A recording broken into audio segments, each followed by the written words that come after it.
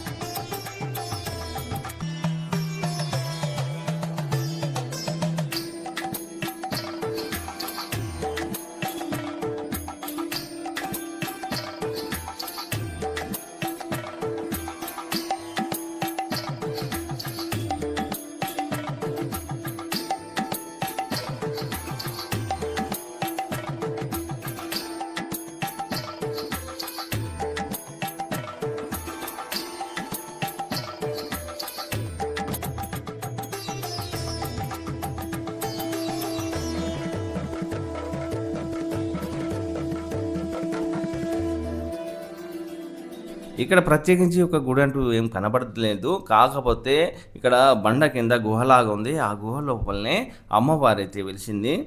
ఇక్కడ భక్తులైతే చాలామంది అయితే కనబడుతూ ఉన్నారు.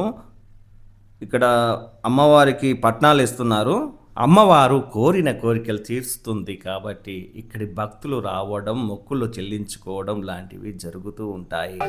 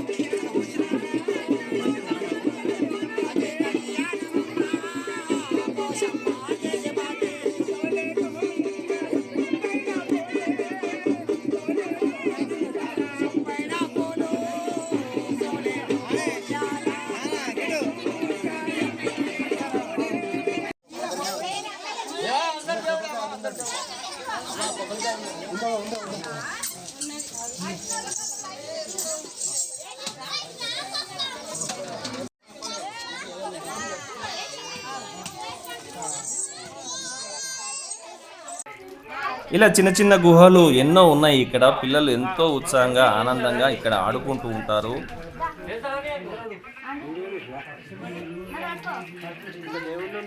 ఆలయంలో ఇలా అమ్మవారికి ఓడి బియ్యం పోస్తున్నారు.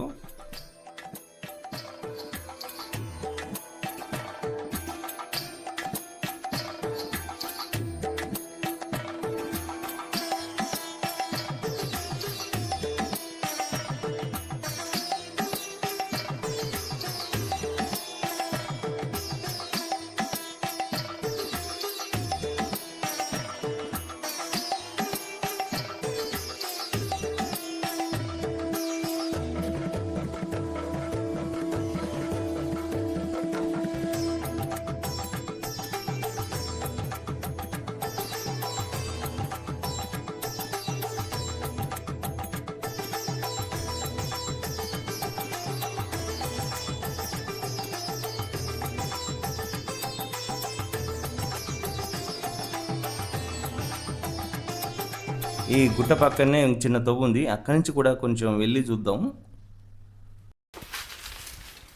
ఇక్కడ కూడా ఒక చిన్న గుహ లాంటిది ఉన్నది.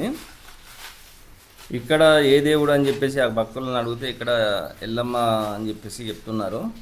కానీ ఇక్కడ విగ్రహం లాంటిది ఏది కనబడడం లేదు. ఇక్కడైతే పసుపు బొట్లు, కుంకుమ బొట్లు అయితే ఇక్కడ పెట్టారు.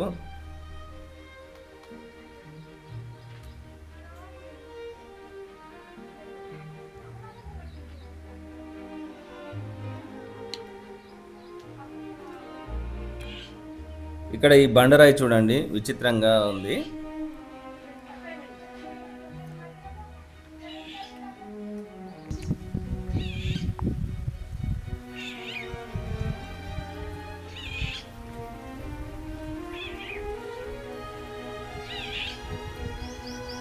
ఇక్కడైతే ఒక నాగదేవత ప్రతిమ అయితే కనబడుతుంది. చూశారు కదా ఫ్రెండ్స్, మరి ఈ వీడియో మీకు ఎలా అనిపించింది? ఇక్కడ అమ్మవారిని మీరు ఎప్పుడైనా దర్శించుకున్నారా? మీ అభిప్రాయాల్ని కామెంట్ రూపంలో మాకు తెలియజేయండి. ఈ ఛానల్ని కొత్తగా చూసినట్టయితే వెంటనే సబ్స్క్రైబ్ చేయండి, లైక్ చేయండి, షేర్ చేయండి. నమస్తే, మీ గణేశ్వర్ వేంగల.